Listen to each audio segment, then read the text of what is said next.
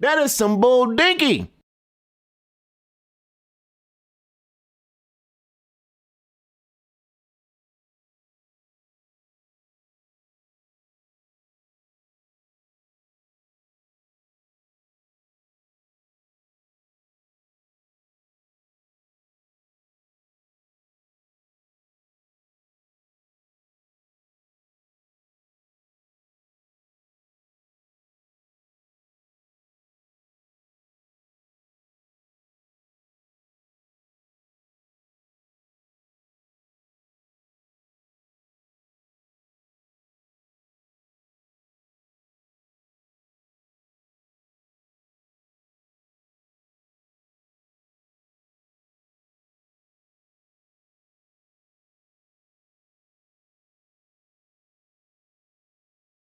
My apologies to you, sir.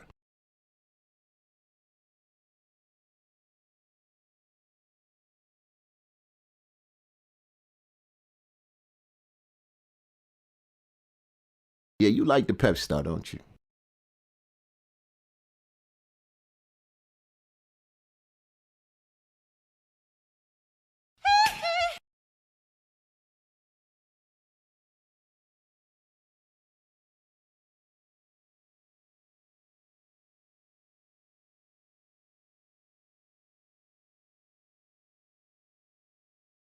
Can you believe that?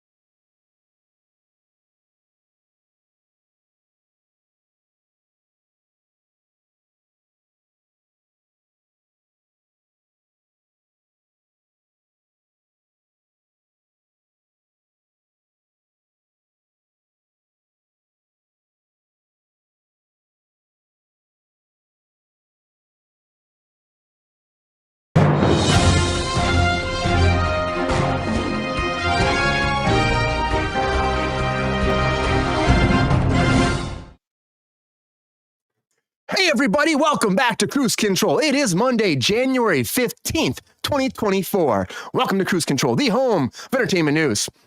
I am your host, as always, Brian Kruse. Welcome back, everybody. Happy Monday. Hope you had a great weekend, had some fun, accomplished some goals, had a good time with some family and some friends. Everybody out there that's in the world you're having a great time and enjoy your life with, because that'd be fantastic. Hope it was fantastic. Conquered some ass, had a good weekend, and you're back here with us on a Monday. So thank you so much for being here on Kruse Control, as always, the home of entertainment news. We're having a good time tonight. A lot to talk about, a lot happening. We're going to be talking about the Katt Williams thing. Finally been talking about doing that for a long time. We're having a big discussion about that. We're talking about Fast 11, big cuts coming. We're talking about the Critics Awards just went down. Critics Choice Awards just went down. Also talking about some more. A lot happening on Kruse Control tonight. So happy to have you all here. Thank you for being here as always on a Monday. And joining me back as my co-host of the Monday of the most, the queen of Monday, Miss Rachel Blakely. Rachel, welcome back to Kruse Control. How you doing tonight? Welcome, welcome, welcome. Happy Monday.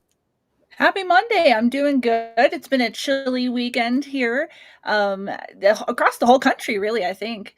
But glad to have it be Monday, and hopefully it'll warm up soon.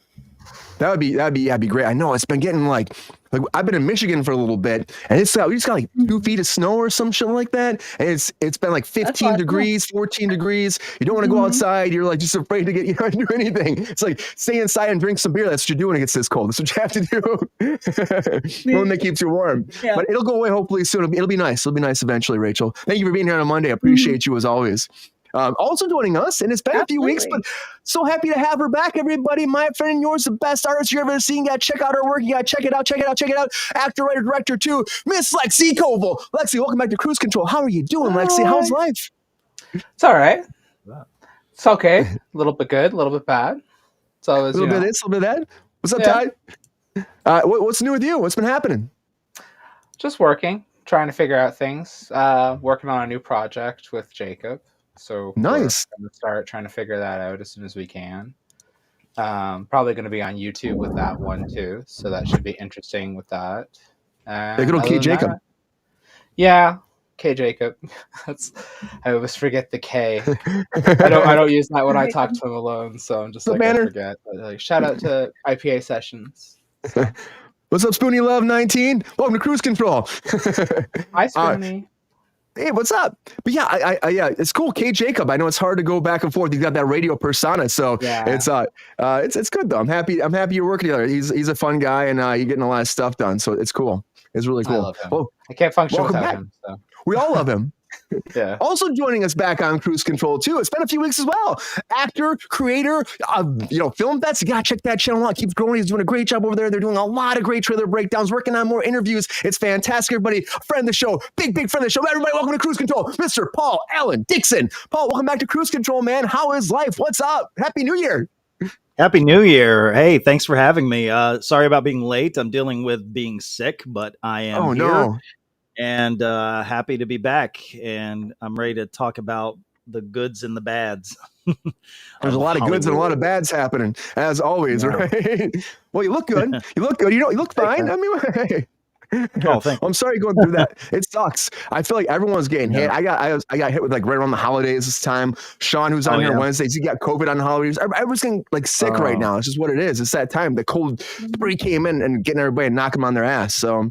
I mean, people are seeing people, fun. So they're spreading the germs, Yeah. We also had COVID, so we understand. Yeah. It's not a friend of the show. COVID, so we completely understand. Not a friend of the show.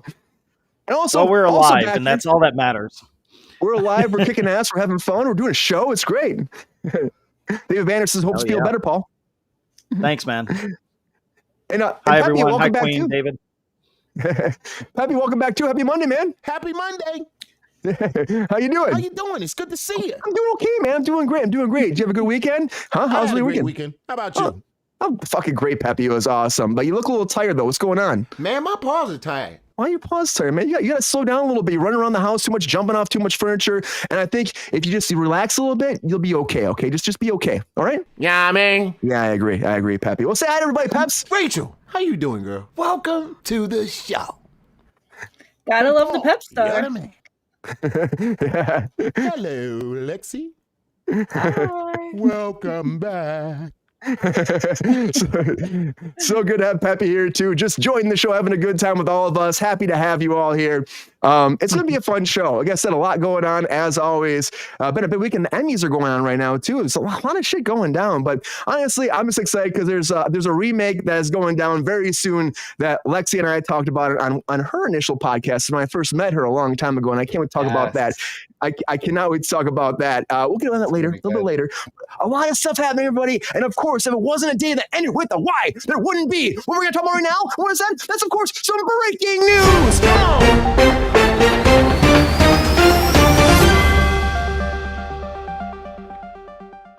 All right, the very first thing I want to talk about is Ted, because Ted is out. I don't get a chance to watch this yet, but Ted is out, the prequel series over on Peacock. It's fresh out there in the cock, and honestly, everybody, I checked it out. It's pretty funny. It's pretty funny. They wanted to do like more Mark Wahlberg, but they were talking about it going back and forth. Universal said, let's do a prequel. Of course, Marky Mark wasn't going to come back for a full season. He actually got reached out to, but honestly, at the end of the day, McFarlane was like, this is not going to work out, so they cast somebody else, and his kids worked with him on a bunch of projects before, and it's pretty funny. And he said Universal came to him. He's like, I had no idea they'd actually want to do this. It's like a huge budget thing, like almost hour episodes. And it's pretty funny. I think it's worth checking out, but it's on Peacock. All 7 episodes dropped at once. And honestly, if you like Ted and you like vulgar, it's very fucking vulgar. And if you like the way that he really gets into it's such everything. It's just interesting. It's fun. And even my dad, who was like 77 years old, he couldn't get out of the room. He kept watching, even though it wasn't his cup of tea. He still had a good time. But that's back, everybody. And I think it's a good prequel to come back, and it makes sense for that franchise. Something doesn't make sense to me is do more Succession. But Brian Cox says that the idea has been floated to him multiple times, like he should come back for more Succession. Now,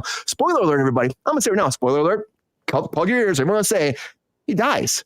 So if you're gonna do more of him, like you must have to have a prequel thing or something like that. But the show did so well. Again, been nominated for so many awards now. It's just cleaning up right now in awards season. Like just let it be, let this go. But he said, if the creator comes back, series creator Jesse Armstrong comes back, and the script is good enough, he'll do it. But honestly, I think that just leave it alone. Leave it alone. You did so great with this. Let it go. It didn't become a show that went on too long. They're like, why the hell are we doing more of this?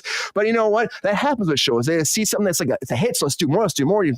That's why we're getting another spinoff of Big Bang Theory. Of course, they're calling a spinoff of Young Sheldon is coming. Now, CBS just announced this. They're moving forward with this, and it's going to focus on Sheldon's older brother and his fiancée. And I mean, there are not a lot of details before that, but besides that, they did say they are going to do another spinoff of Big Bang Theory. Besides this is not that one. They announced that months ago too. So you're getting 2 more spinoffs of Big Bang Theory. This is going to start moving forward. They want to do this as a sitcom, actually go back to the Big Bang Theory format, multicam, get back on a soundstage, shoot 13 episodes, and then multi-camera, production. So honestly, it makes sense to go back to that format, but I don't think we need more Big Bang Theory spinoffs or a Young Sheldon spinoff. I don't know. But you know what? Chuck Lorre's going to make a lot of money doing it, so let's keep going forward. I do think we need more, and we are getting more of White Lotus. And White Lotus is moving forward right now, production. About now, season 3 is starting to shoot in Bangkok. Actually, it's going down in early February, so that's going to start shooting soon. So casting notifications are coming out. They're saying right now it's going to be larger, bigger, crazier, and they don't want to give away too much detail. But it's going to be the biggest. They're always the biggest season yet for White Lotus, which is a lot of fun. This show, I've had a great time watching both seasons. Jennifer Coolidge being gone is going to be a big bummer. They're saying they're trying to work something out, but honestly, again, spoiler alert. Cover your ears. Cover your baby's ears, earmuffs. She fucking dies too. So I don't know how you bring her back though too, unless this is a prequel, but they're going to talk to it. But Leslie Bibb is coming in. You got Jason Isaacs coming in this too, which would be kind of cool. Michelle Monaghan, Parker Posey. There's a lot of people coming on. That's going to be awesome. Natasha Rothwell is also coming back to the cast. And it's going to be a big production, of course. And hopefully they do really well with it because I like the first 2. So keep it going. But sometimes you got to look at a franchise and say, maybe it's time to die. This is not one of them, but I think Scream is one of them. And Scream right now, of course, you lost 2 big actors. Lost a director. Now Nev Campbell's like, hey guys, if you need me, and pay me enough, I'll come back and save your franchise. So right now she did an interview recently talking about how she didn't come back for the last one because it was a money thing. She said that she thought she deserved more for her place in the whole franchise, and they just wouldn't pay enough for the Peacock series coming out now. So for her, she's like, well, I'm not going to do it. But now in this recent interview, she said, well, again, if they pay me enough, I'm going to come back because I am, this big character from the franchise. Maybe that's the route they'll go. Maybe they will bring her back because they want to try to have something else. They're losing so much. But then again, maybe they'll let it die and it'll go to the wayside. And she says that hopes doesn't happen, but a lot of times that does happen when things start falling apart like this. But we'll have to wait and see. But Nev Campbell wants to come back if you pay her enough. But someone that will be coming back very soon. He has no way of saying no to this is Michael Jackson, but the biopic is coming.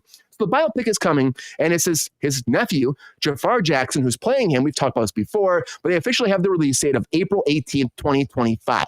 And it's going to be coming out. They're going to start working on it. It's like only like a year and 3 months away till it comes out, and they just started shooting. And it's going to focus on, the film will present his triumph and tragedies on an epic cinematic scale, his genius exemplified by his most iconic performances, and never before audiences will experience an inside look inside one of the most influential, tantalizing artists the world has ever known. That's right, Michael Jackson, everybody, is coming back. And it's not AI form, actually. It's going to be his, it's going to be his nephew playing him, which I think is great. This whole AI thing is going nuts. And I think, honestly, we got to take a break from all that. But you know what? It's getting better and better and better, so we'll have to see where it goes from there. But Michael Jackson's biopic, I'm interested. I know there's a lot of mixed reviews on this, but I'm interested because he was the king of pop, and somebody else that was also the king of, well, I guess, he was also a king of pop, but also a king of just being himself, is Prince. And Prince is getting a musical now based off of what? Purple Rain. That's right. Purple Rain, his actual film, is coming out. They're going to do a whole musical number for Broadway. And they're going to have the Pulitzer Prize winner, Braden Jacobs, coming in to actually create it and make this and bring it into direction. And then they're also going to have it be like horse lyrics and from all of his songs and music and all of that going to be for inspiration for the actual music of the performance for this big Prince musical. And it's been, almost 40 years since the film came out. It's a long time ago. And of course, he passed away in 2016. So he's been gone for a long time. And unfortunately, it was because of fentanyl. And it's just sad. You hate to see these big musicians just go through this shit. And then, it's like, you think they're never going to die, and then they die. And then it's like they're height of their fame. And then all of a sudden, just gone. But somebody else at their height of their fame right now, too, is, of course, Taylor Swift. And there's this thing going around town, everybody. I saw this, and it's being pushed by some media forums I don't follow a lot of times, but they're trying to say that Taylor Swift was apparently approached to be everybody ready for this? To be floated as an asset to NATO and to the federal government. That's right. They wanted to use her as a Pentagon psychological operations unit. They wanted to put her part of this apparently to help them out with NATO. And they want to make her a PSYOP for combating online misinformation, which a PSYOP is a person who secretly participates in psychological operations, usually recruited by the government and military or the police to influence the beliefs, emotions, and behaviors of the masses. Now, this is not real. This is stuff that's being blown up all over the place. And now, of course, there was this academic video that came out that was sponsored by NATO that they were talking about this misinformation, and they were talking as different people that could be a part of the whole story that could maybe help. And they said Taylor Swift, but it wasn't ever like they approached her. NATO actually, it's not a thing. It's not a thing. The Pentagon even came forward and said, hey, everybody, as for this conspiracy theory, we're just going to shake it off. Fun pun right there, guys. Fun pun. So Taylor Swift is not a secret ops out there trying to deal with secret misinformation on the internet. She's not that person. So if you see this, everybody, it's a lie. And it's just a conspiracy. Maybe she is. I don't know. They're trying to say that that's why she got so big, because she's been working for the federal government, and people are saying Obama's doing it. I don't know. And Obama's been gone for a long time. I don't know, guys. Whatever. That's what it is. But also somebody else been gone for a long time, might come back. Well, I think it's a long stretch, but maybe it's Daniel Day-Lewis.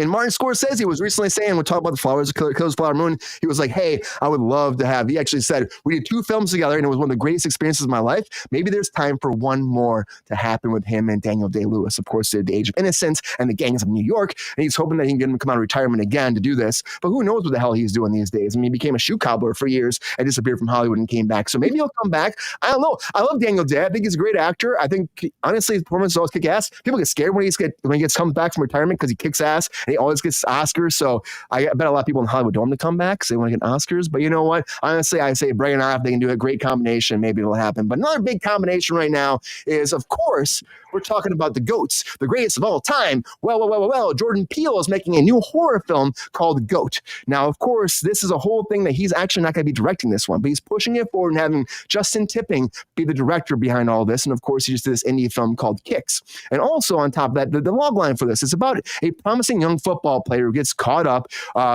gets called up to be trained by this legend, the soon-to-retire legend. And through that, there's a psychological thriller tag. It's a safe bet. It's going to be a warm and fuzzy sports movie about legacy. But they're also saying there's going to be some kind of psychological twist beyond this. But anyways, they're going to have Marlon Wayans come in to play the soon-to-be retiring football star. And they haven't found the person yet who will be the up-and-rising person. But Jordan Peele's been saying this is like one of his best projects ever. He's really excited about him and Monkey Paw Productions, so hopefully it's good.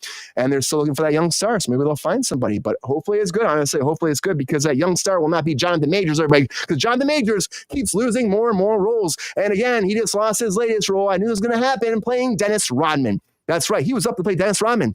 And this movie was called 48 Hours in Vegas. And it was about a 2-day trip that Rodman took to Las Vegas during the 1998 NBA Finals. Now, he's been attached to this for a long time. Now that this all came out, all the allegations are actually been, well, of course, he was charged, and now he's going to be going through sentencing.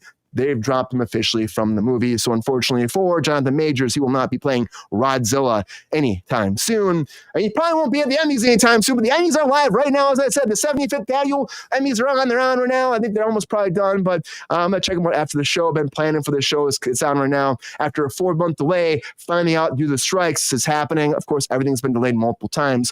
And hopefully it's good. It's on Fox. You can watch it tomorrow on Hulu after the fact, because you're watching Kruse Control. So watch it tomorrow on Hulu after the fact and enjoy the Emmys. We'll watch together. But, a lot of breaking news, everybody.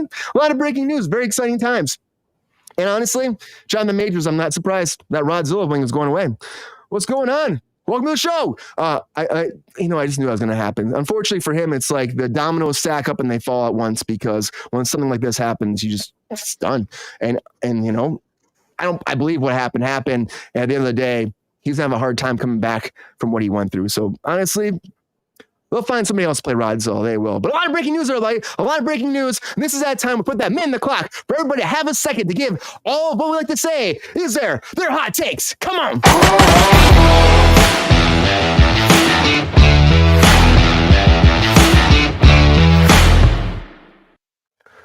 All right, now it's time for some hot takes, everybody. And of course, if it's your first time on Kruse Control, hot takes is that time where all of our guests and our lovely co-hosts get to sit down, and we put a minute in the clock, and they have to get them all their hot takes for all the latest breaking news. That's 12 stories in 1 minute. They give us their hot takes. If they get it and it happens, they get the pop and circumstances, the fireworks go off, the flares, the candy, the cotton candy in the air, all the balloons, all the freaking special effects go way crazy, and they win. If they don't, of course, then we get the buzzer, they lose, and unfortunately, there's not much I can do about it. But we do a poll afterwards. You decide who wins the hot takes. So you let us know who wins the hot takes at the end of the day. But it's a fun time. We have a bomb on the clock. You're going to find out very soon if it's your first time. If it's not your first time, get ready for some great hot takes. I know it's happening. And as always, I go to my co-host for the night.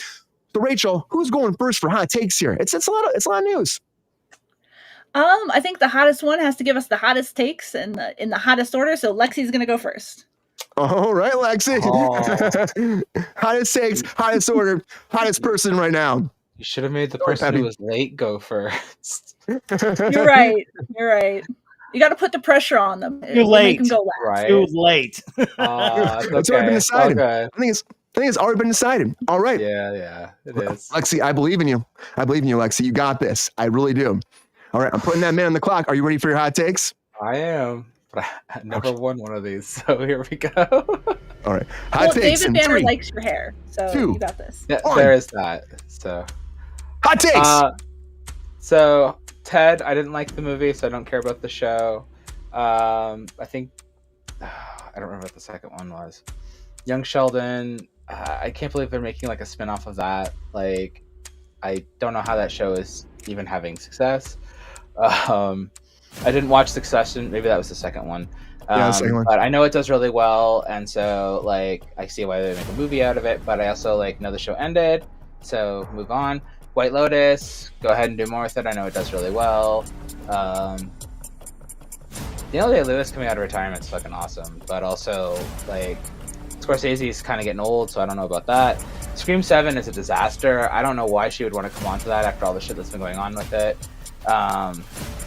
The Purple Rain, that sounds fucking awesome. He should totally do that. Michael Jackson biopic's gonna be a fuck up.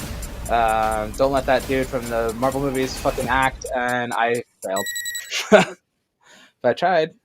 Lexi, you did good, and I hate to do this to you. I'm sorry, but I don't. Yeah, it is. You know what? I'm used to this. This is what you know what though, Lexi? You might still win hot takes because it's up to the audience. The audience might be like, hell yeah, that's the best hot takes of the night. So you can't feel bad yet, and you got some great points there. So don't feel bad yet. Rachel's Team Lexi, David Banner's Team Lexi. There you go. There you go. Lexi. It's because of the hair. What do you think there, Rachel? So are you going to go next, or are you going to have Paul go next? Yeah, I'll go next. We'll save late for last. He showed up last. He gets to go on last. Hey, you know, no one even known he was late. I called him out. That's my I bad. know Lexi just had to call him out like that. Cold. Everybody's always picking on the blonde guy. That's fine. That's fine. Well, Rachel, I believe in you. Lexi had some hot takes. I'm ready for yours. Are you ready for your hot takes? Let's do this. All right. Hot takes in 3, 2, 1. Hot takes. Ted cost a lot of money. Of course it did. You have like an animatronic puppet guy. Those are expensive. Succession movie. I think if the show was successful enough, the cast is down for it. Sure, go ahead and do it. Young Sheldon. The year is 2065. All the shows are Big Bang Theory spinoffs. Stop it. White Lotus casting. Sure, they always hit it out of the park with that. Neve Campbell is great. I'm glad she's doing better health-wise. Jackson biopic seems unnecessary. Purple Rain on stage. They make every musician into a stage show now. Sure, I think it'll be good. Taylor Swift, not a government operative. Why would she be? That's ridiculous. Daniel Day, he's a great actor. Come on back out. Goat casting. That man prints money. That movie's going to do well. Jonathan Majors. He doesn't look like Rodman anyway. And the Emmys are on tonight. I hope they make some good choices. Some good people win some great awards. Yeah. Rachel got it. Everybody, she got it. Give her the fireworks. Give her all the special effects. Give her some confetti. I don't know what's happening. It's not working. So I'm gonna. I think we're haunted tonight. I think we're haunted already. Watch this. Rachel. That's all right. Rachel, how do you feel though? Do you feel good? I'm feeling good. Feeling great. Feeling confident. So we're good. Well, I think you did some great hot takes right there. Fake article about Taylor Swift being a government operative. That's ridiculous. That's so weird. You're just trying to sell clicks at that point. I know. I know, right? Who did that? Get out of here. I know why. It's really stupid. It's the dumbest thing. I heard that and I was just like, what the hell, right? They don't want younger people voting, and she's getting people excited to vote. Mm-hmm. That's what it's coming down to. It's true. Yeah, like she's not a government operative. Like, come on. She's a very successful entertainer. Yeah, she's not a spy. only is she the busiest woman in entertainment, she's a spy. Yeah, that's, right. Like, that's how busy she is. Time for that shit too. Well, I didn't get to talk about Goat because that Goat movie looks fucking awesome. It looks cool, and he's like literally Jordan Peele's saying that's going to be like one of the best things he's written. He's really excited about. I'm surprised he's not directing it, but he's doing more producing now. About the Wayans brother being in it because I love seeing him do dramatic work. When he does it, it's so good. So it's like, I think he's going to be really good in it. Fingers crossed. Paul, are you ready for your hot takes? No, but I'm going to do it. I believe you, Paul. You got this. All right. You got this. All right. Hot takes in 3, 2, 1. Hot takes. Ted being expensive, like, it makes total sense. I hope it's good. I'm going to check it out. Brian Cox doing a Succession movie. Doubt it's going to happen. If anything, I would love a prequel. Young Sheldon. I auditioned for Young Sheldon, so I have to be careful what I say. But the spinoff coming, sure, more work for me. White Lotus casting announced. I love White Lotus season 1. I haven't seen season 2, but I'm looking forward to it either way. Neve Campbell, please come back to Scream and fix what's happened. Michael Jackson biopic. I hope it's good. That would be really teetering on good or bad. Purple Rain, yes. I love it. Taylor Swift, not a government asset. That's stupid. Daniel Day-Lewis out of retirement, please. He's the best actor ever. Goat casting news, love it. Anything Jordan Peele, I love. Jonathan Majors dropped from Rodman movie. Totally expected that due to the craziness happening behind the scenes. The Emmys are on tonight. I'm going to miss them, but I'm looking forward to seeing what happened. Yeah. Well, everybody, Paul got everybody. Paul got it. Paul, how's it feel? Give him the lights. Give him the facts. Let's work for him. It's working for Paul. Thank you. Yes. I live for this moment. How does it feel, Paul? Does it feel good? It feels better than anything I've ever done in my life. Well, yeah. Well, it does. It is a fun thing. I'm putting the poll out there right now. You get to decide who won the hot takes. Let us know right now. Putting the poll out there and keep us posted because we're excited to see it running right now in the chat. But yeah, hot takes across the board. I agree. The Taylor Swift thing is just nuts, and there's a lot of stuff like that goat thing could be a lot of fun. It could be a lot of fun. So, and the Emmys, I'll check them out too later on. I hope they're good. We'll probably talk about the show on Wednesday or something like that. And of course, again, before we go into our next segment, again, I will say we have the creators of the Steamboat Willie horror project out there right now on YouTube that just is blowing up the internet. They're here with us live on Wednesday. So get ready for that interview on Wednesday, part of Kruse Control. Can't wait to talk to them about it. Very excited to have Nick and David on. They're awesome guys. It's going to be a lot of fun talking about it. But yeah, a lot of stuff happening, everybody. The new year for Kruse Control, new stuff happening as always. And of course, it's that time. We got a lot to talk about. So now it's time, everybody, for us to get into it. Come on.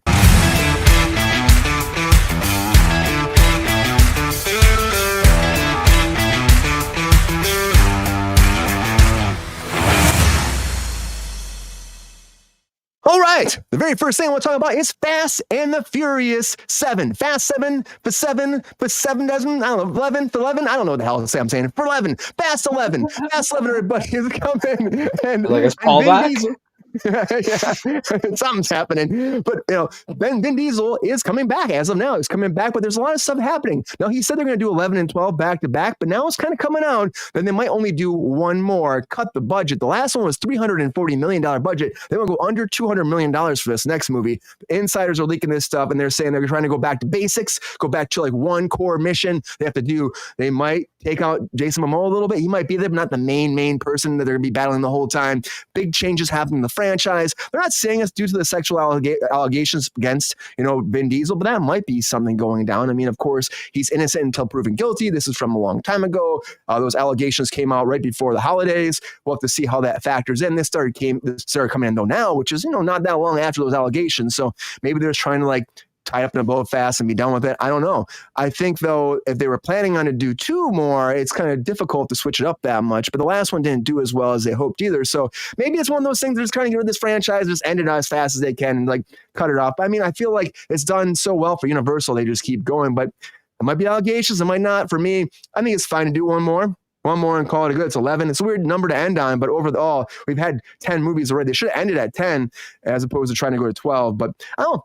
I gotta tell you, we have an expert though. We have an expert on the program today about Fast and the Furious, and I'm very excited to go to her first. We can get her inside take on this.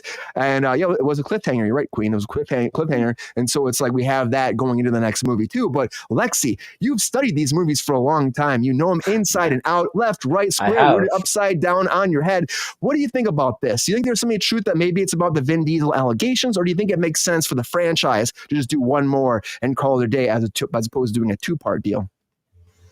Well, I was reading the thing and they were like, they want to get back to basics. And I was like, but they didn't explain what getting back to basics meant.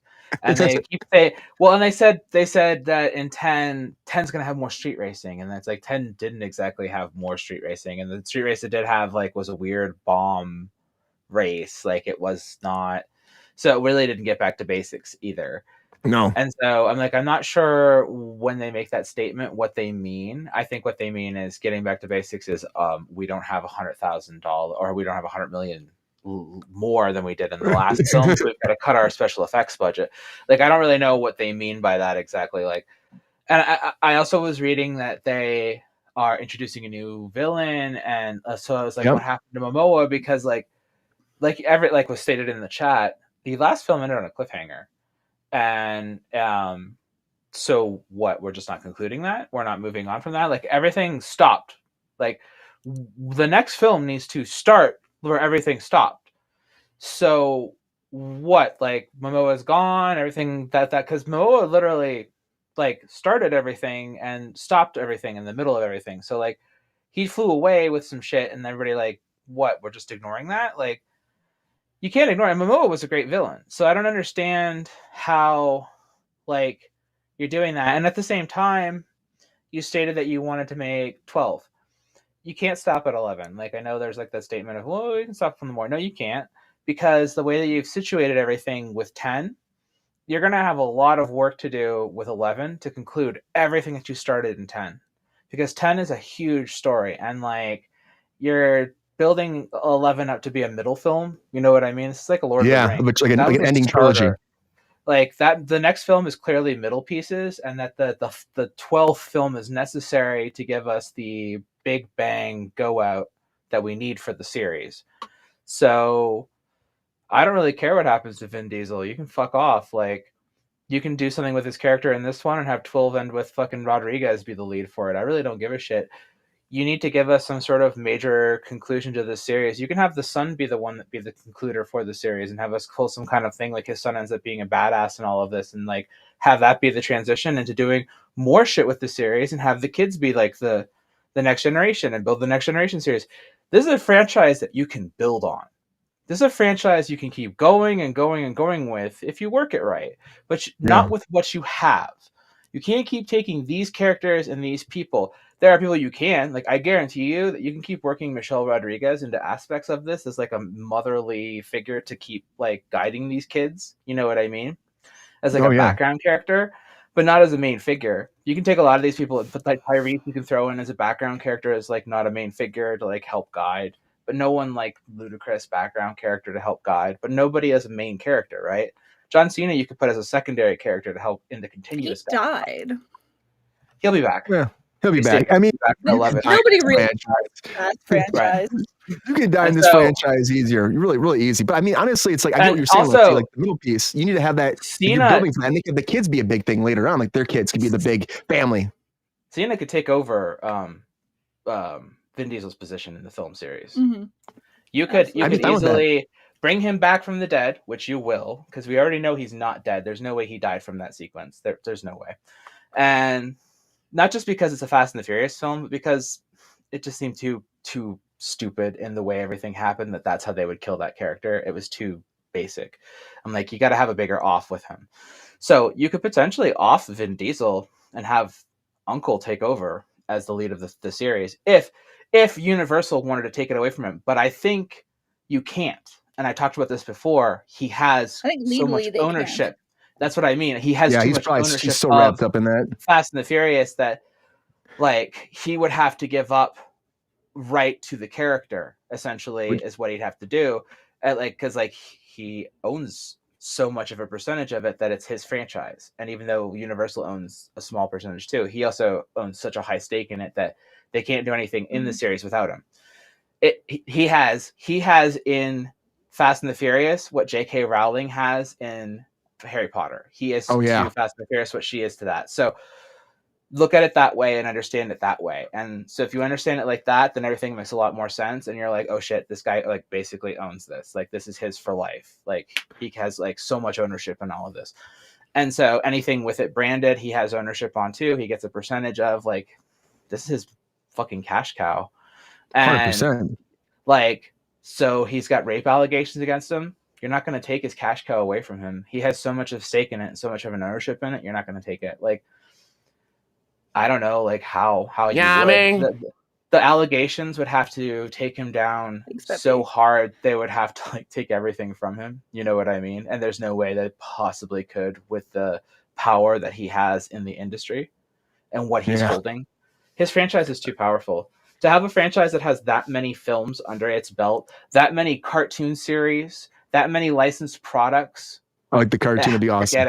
Forget it. Well, there already is. They have it on Netflix. There's a bunch of CG cartoons. They did make a cartoon. Oh, I didn't see that. That's funny. Yeah, they're not good. They're bad. But like my point being is it's geared toward the younger audience.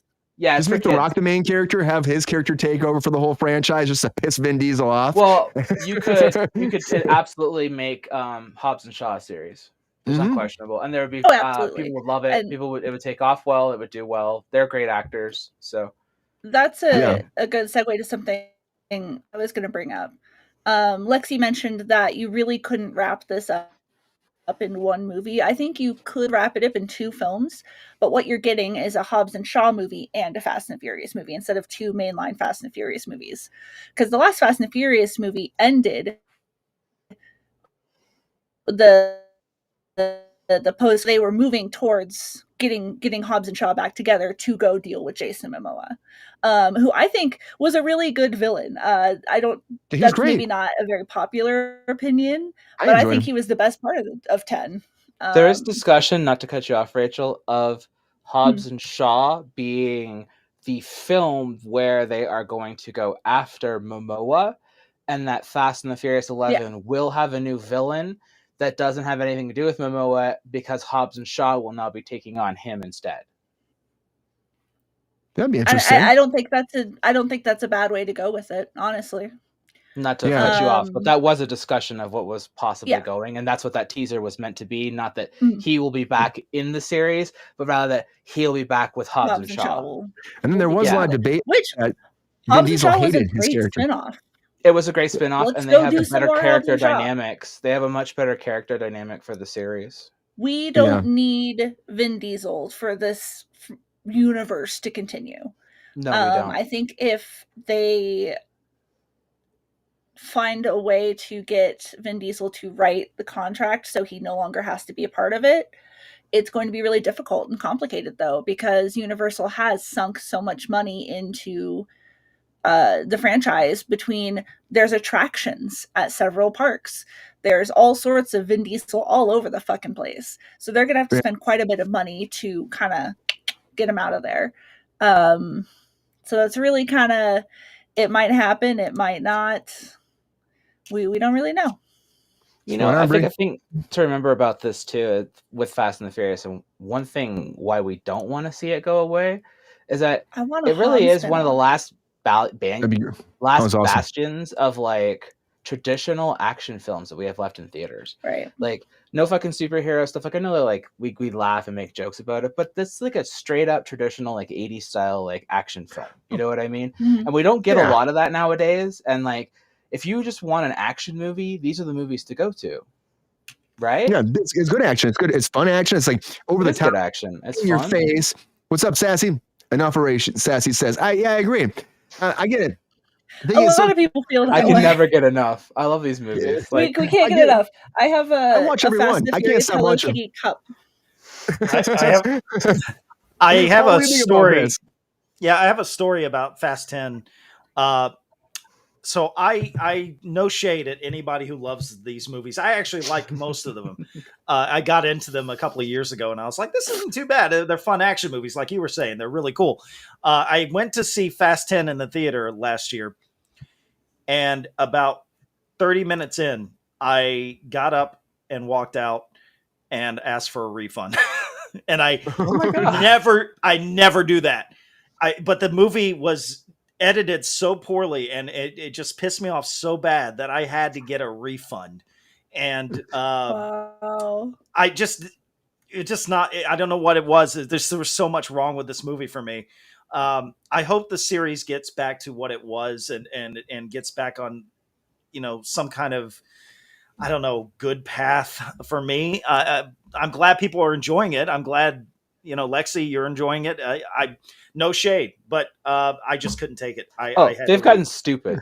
Yeah, like, I'm not going to sit here. I'm not going to sit here and defend these movies. Like, if you want to know what the best one is, 5 is. 5's the best one. Yeah, 5's the best one. 5 is the best one. It's got the best like action sequences. It's the most traditional effects. Paul Walker's at his peak in that. They really like peaked at that series right there. 6 is really weak after that. Like I think like when you look at 5, you're like you really expect it to go up from there. 7 you can look at and good, right? 7 was sitting on a ride of potential, but like 7 failed because Tokyo Drift's the best one. Like seriously, Tokyo Drift is the best Fast and the Furious film, hands down, all day. All day, the best one. Tokyo Drift. Part 2 is really good too. Part 2 and part 3 are like some of the best Fast and the Furious films. Like especially if you want like traditional action films with like amazing stunt driving sequences, 2 and 3 fucking hands down the best, like amazing.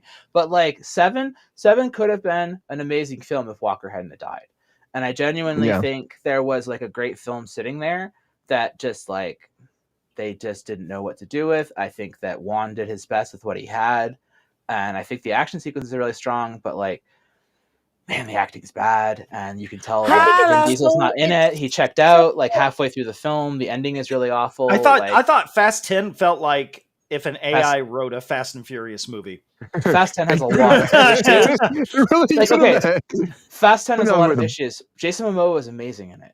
He's like one of the I best. was great. He wasn't Yeah, enough for me. Yeah, I wish And he was so- enough for me. He was having fun. I enjoyed He's him. having fun. I It's a just he shame, wasn't 'cause, enough for like, me to like it. He's not a great actor for me in a lot of things, and this is one of those films where I really think he shines. And I'm like, this is the kind of roles he's really well suited to. And That's I was why like, he's I'd love going to be see great him. as Lobo.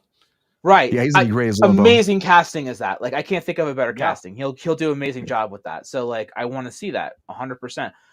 Not a great casting for Aquaman. I think initially he was, but then when he had to carry the films by himself, they weren't good films. So I was really excited about him as Aquaman when he was in, the oh god damn it, what is it? Justice League? Justice He League does films. strong Yeah. side characters. Yeah. He does strong villains. He's He's great in not Dune. He's excellent in main Dune. guy. He's great. Yeah, he's great. Great in Dude. I still Dune. like him as Yeah. Aquaman. I like the first Aquaman movie. I haven't seen the second one yet, but I still enjoyed it. It's fine. He's just a fun character. I don't know, but Yeah. honestly, I think that he just has a great time, and it didn't mix well with Vin Diesel in these movies. There's a lot of drama that I heard after the fact on set how Vin Diesel wasn't happy. He was getting all the praise about the whole movie as opposed to like was shitting on the movie. Like, but Jason Momoa was awesome though, and I think that really hurt too. So I think maybe that also would be why, as a producer, he might be trying to phase him out a little bit too. That could be Vin Diesel. I've heard that so for years. jealous. He gets He's jealous. so He's renowned. fucking jealous Jealous when of people like everything. him Yeah, better. absolutely. He's Maybe renowned that's for what it being is. When they, like, difficult. When start they cutting also the budget. To wrong, watch these movies and call these movies he was good. like, Yeah. Oh, Queen. Just wait. up Just and wait. down. Don't worry. Just I'll be wait. back. And also the whole You know how Paul this shit Walker thing. works. There has been a lot of rumors about Paul Walker coming back for the ending. I know his brother was on set. They were shooting last time. He was on Yeah. set quite a bit, hanging out. They're There's been a friends. lot of discussion about that. A lot of discussion. I have a feeling that he will be coming back in some form towards the end for the last movie, just for a final sit down with the family, have a Corona and toast, and that'll be it. Like, oh, Brian's here with the baby. You know what I mean? I think that's what we'll probably have at the end because it's so all about awkward. family. It's so awkward how It's they always have all awkward. these, Yes. how they have all this story, and it makes no sense that Brian's not there, and they're just like, he's not here for reasons. Like, Because Brian's let him busy. be He's dead gotta- in the someone's gotta raise universe. his kids. It really stops making sense after 8 too, when they establish how much people are after everybody in these Right. films Yeah. because of like what they've done, and they're like constantly being pursued, but somehow Brian is able, like the sister's there, but like the sister's Right. not home taking care of the kids. It's like the kids are like No. being taken care of by Paul Walker, who's apparently in some fortified compound that nobody knows about. They're like, it's totally fine with Yeah. his magic skylines. He's just fine It's off like- screen. Don't worry about it. But Yeah. like, we're gonna Jesus go into Christ, this it really is. elite, really dangerous situation where the world could actually all end, but we don't need him. No, it's Right. fine. We'll get Brian. Brian's too busy for us right now. But I mean, Which honestly, it's just You what could you get do. away They're with trying- that if you had settled down your films and not made them so fucking bombastic and made them It's so true. out there. Right. If you had gone, back to They're still basics doing like you're heists. saying you want to I mean- do, I'm like, but there's not a going back to basics in these films. If you had Back done to that, basics. then you maybe you're chasing a bomb Right, through a Queen. city. I'm like, I don't see how you wouldn't want the best guy on your team there, but okay. Well, yeah, I tell you though, someone with a bomb trying to blow up a city these days is Katt Williams, everybody, because Katt Williams right now had this interview and it's blowing up the internet right now. Blowing the internet up, 44 million views right now on this YouTube like a sit down podcast. He said on ESPN correspondent Shannon Sharp's podcast, Club Shay Shay, and he just talked about the business, talking about when he played Money Mike and Friday After Next, how there was like supposed to be a prison rape scene, and he said that wasn't funny, so told him to take it out. Later, that was debunked. Well, it was said that it was, and Ice Cube said it didn't happen, but who knows? He also went down after all these comedians. So it's a big thing. It's a big thing on the internet because he actually was exposing a lot of these comedians and saying the industry isn't what it used to be, that they're not actually working hard enough. They're not like him. They're not really giving it their all. And a lot of these people just got opportunities like Kevin Hart. Hit Kevin Hart hard. Pretty much said Kevin Hart was a Hollywood plant put into the business. Like he moved to LA and all of a sudden he's like got a special. He's doing stand up everywhere. He came on nowhere. He goes, but honestly, he has no memory of a sold out Kevin Hart show ever, or there being a line for him, everyone ever giving him a standing ovation. That's what he said at a comedy club. He said that all these details, all these these shows, he said there's all these movies he did that were movies that he passed on that Kevin Hart took and made money with, which that can happen to a lot of people. They're going to find somebody to take that role.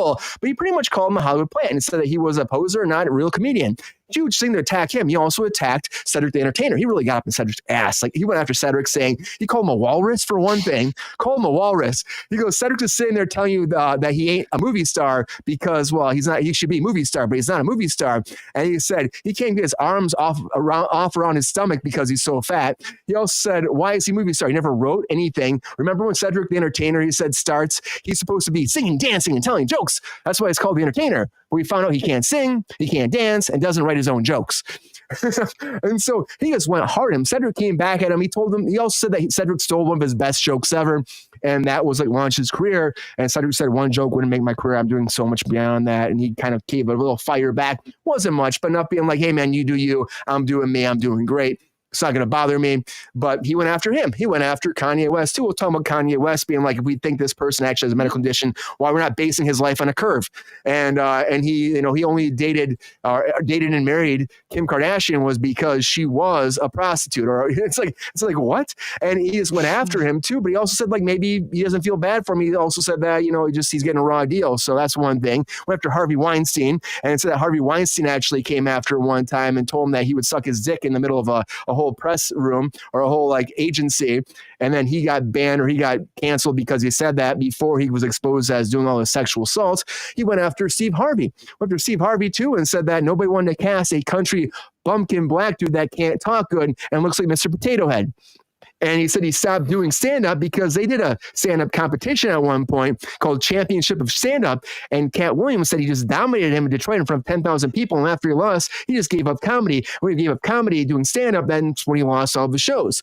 He went after Ludacris, saying they were both approached by Illuminati. He went after Joe Rogan, being like, he hates me. And then Joe Rogan said, hey, I'll bring on the show now after this. Went after Martin Lawrence, said he just wants to get him in a dress. And he tried to get him to Big Mama's house too, put him in a dress. I'll never wear a dress. He's like, my friends tried to put me in a dress. Went after Jonathan Majors' whole situation, said he wouldn't trust a white girl because the white girl can take a guy down in 2 weekends. He went after Ricky Gervais, saying Ricky Gervais is only a good actor when he's dressed as a woman and not a man. He went after Michael Blackson, being like, he's imitating being, an African dude, but his imitation is horrible. Like, there's actual Africans that are better than him. I mean, he's going after everyone. Faison Love being like, he's nothing. I mean, he's going after everybody in this interview, and people are firing back at him left and right. He really just like attacking the comedy world. And he's just blasting them, being like, no one works hard enough to be a comedian. No one's a stand-up anymore. It's all part of the machine. And he just blasted everybody, being like, they just aren't doing it right. And it's not there anymore. And comedy is not the same place. And he did a 3-hour session about this. And it's been blowing up the internet. Everyone's been talking about it. We haven't talked about it. I think he's ballsy as shit. I mean, he's been around for a long time. He's fucking great. So I get it. The whole thing on next Friday, whatever, he was doing a lot of stand-up or a lot of improv during the scenes. And they used most of it. So he was saying that Mike Money was like, all his, he wrote the whole thing, but that happens on set. You improv a lot of times, and then that stuff gets used. Happens all the time, especially in comedies. But I think like what he's trying to say is like these people steal my jokes a lot of times, and he hasn't gotten credit for what he's actually contributed, and he's just mad about it. He's just voicing his opinion, and everyone loves it. I mean, 44 million views. It's fucking nuts. It blew up the internet, and stealing people's jokes is not cool. He's brilliant. He's brilliant. You're right, Ty. He's fucking brilliant. He's fucking hilarious motherfucker. And I think this was meant to be just like, guys, the business, from my perspective as a comedian, is corrupt just like everything else. And these people aren't what you think. And I'm just going to tell you how I feel based off all my experience. And people loved it. They ate it up. And I think it's, brave of him to say it, but also, of course, he's going to say, he's like, fucking comedian. He's fucking balls to the walls, will tell you how he feels. Paul, you heard about this probably. What do you think about this whole situation? As a comedian, do you think this will affect him like down the line? You think it'll stop him from getting gigs, or do you think that people will, cheer him up even higher because he stood up and talked about how he felt about the business? It feels a lot like he's just nuking his career and not really caring. I don't know why. And maybe he's just like, I'm through playing this game where I have to be nice about everything. But honestly, it's kind of coming off as being a little, and I'm not saying he's wrong about everything he's saying. He might be right. But it just comes off as a bit dickish. And it's like, look, you deal with people in your industry that you don't like, but you don't talk shit about them because you want to keep working. You want to keep working with people. And it seems like he just doesn't care anymore. He doesn't care if he works with these people. So, I mean, I go for it, I guess. It's just, it doesn't seem like it's going to help your career much in the long run. Yeah. He's going for shock Shock laughs. He could be going for shock laughs too. And also people have been saying that he has a new special coming out, so maybe it's helping to promote that too. People do that too. But I think it's brave. It's very brave and ballsy, and a lot of people don't do this kind of stuff. And I think it is like something that could affect his career. But then again, like he probably doesn't care anymore. He's just having a good time. He's just maybe that he was feeling good that day. He just wanted to put out his feelings. I don't know. It's wild though, the backlash that everyone's responding to it, but also people are loving it.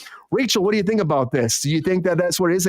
Maybe it'll be like blowing his career up, or do you think this is something that will make him even more like wanted and sought after because he's been so, exposing how he feels about Hollywood, or I guess show business in general?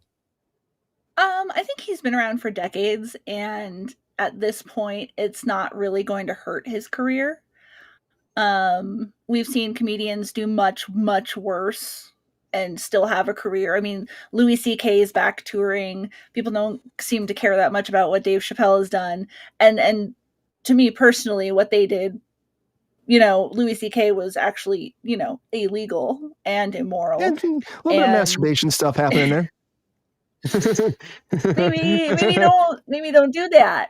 But if their careers can be okay, Katt Williams can say some things about certain members of the industry. I personally thought it was a great interview.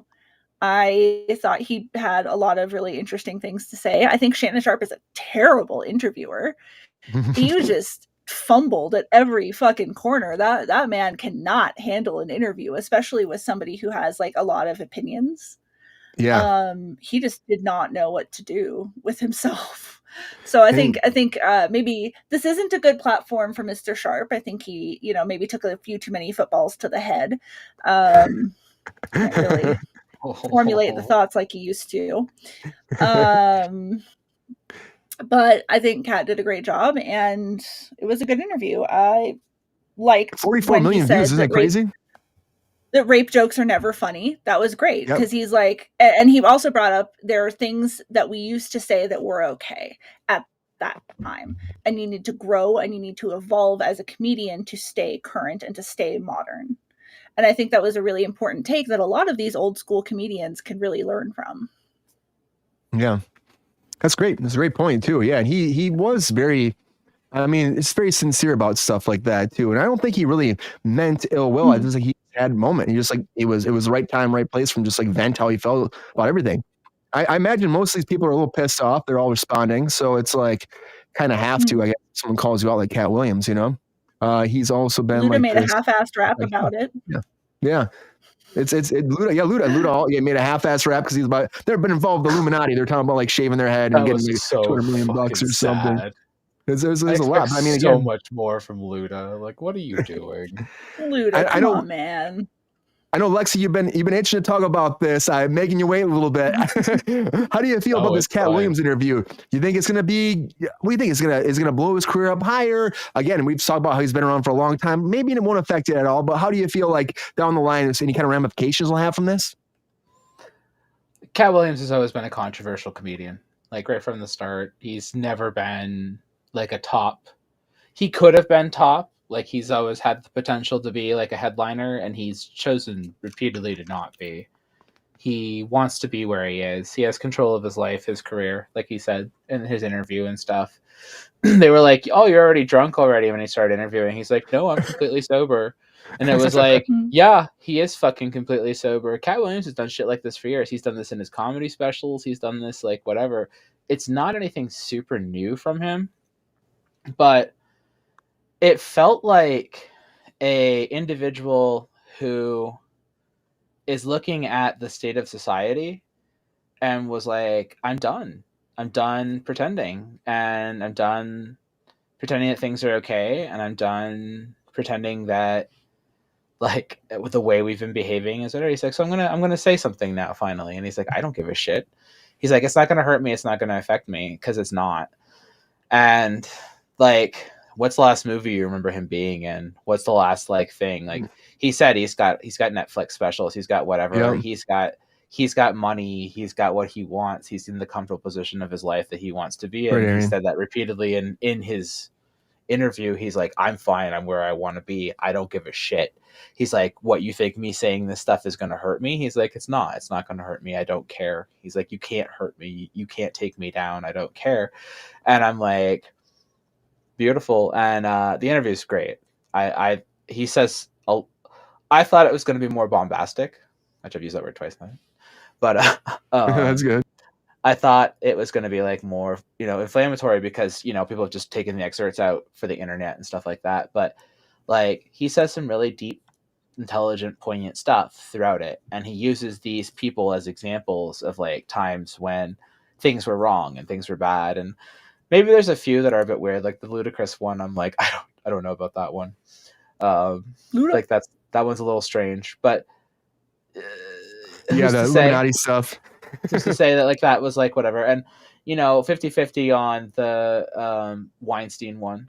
Like, I don't know, but I'm not gonna fight with him. I'm not gonna debate with him, not argue with him, because overall he seems to have some really intelligent, smart things to say. He wants the world to be a better place, and he wants the industry to be a better place, is what it seems like. And it seems like he's saying these things because he wants things to improve, like be bought on a right. larger scale. So it's one of those kind of things where I'm just like, I don't know. I thought it was beautiful. I was really super here for it. And I think more people thought we would be angry about it. And it was like, we're like, this guy's great. This is like so fucking smart. Right. Like when he like stopped the interviewer and was like, what did you say about women? And he's like, no. He's like, that's not how this works. And there was someone in the chat, they did say Shannon that he said... Oh, I was just going to say, someone in the chat said Shannon Sharp said, another woman, but he did actually talk about Wanda Sykes real quick. So he did have a personal issue with Wanda Sykes. There was one female comedian, but he didn't talk about her as a woman. He talked about the fact that he had he didn't go in on her the same way as like the men who stole his jokes and stuff, I think was what Glam was saying. He had an individualized issue with her. Yeah. He just talked about the interview she had with him where she kind of sprung some questions on her that she sprung questions on him that he didn't agree to and that he wasn't comfortable with, and she wasn't really she wasn't really respectful in that interview, and that's really kind of what he touched on there. It's just wild to me though he actually went this far. And I think it is great that he's able to voice opinion, not have to worry about ramifications. But it's just I'm like listening, and then I was reading the transcript afterwards. I'm like, oh my! I'm like, I have to hear that again. What did he say? Yeah, and then the whole thing with about Ricky Gervais being like he's the only good actor when he plays a female, not a male. And then Ricky Gervais went after him too about like, oh, my kids or something. But Ricky Gervais has enough problems too in his life that he disappeared for a while as well.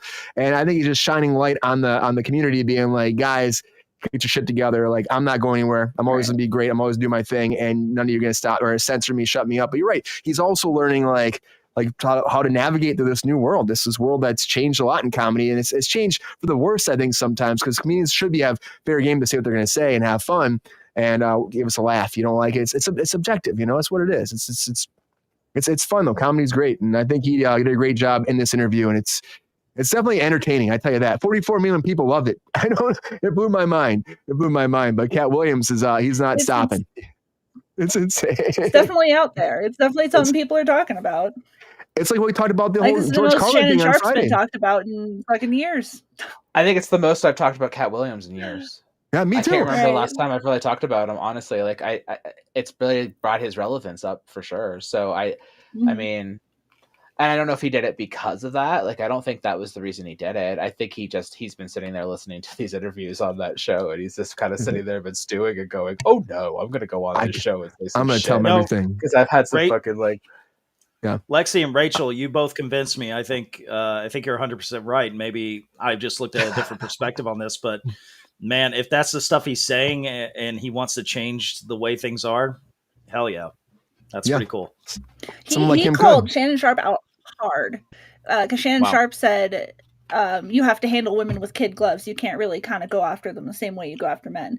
And he said, do you want to delete that? You want to cut that? Are you sure you want to say that? Because you're about to really stand against equality here. And he talked about equality in the workplace and stuff for a good few minutes there too. That's awesome. I gotta watch that this. Was nice. You don't really see comedians stand up for women too often. So no, I think I think amazing. When you take the clips, when all you watch is like the 15 minutes of people taking the clips of him kind of having these blow up moments, then it makes him look more psychotic, and it makes him look like he's like just going crazy.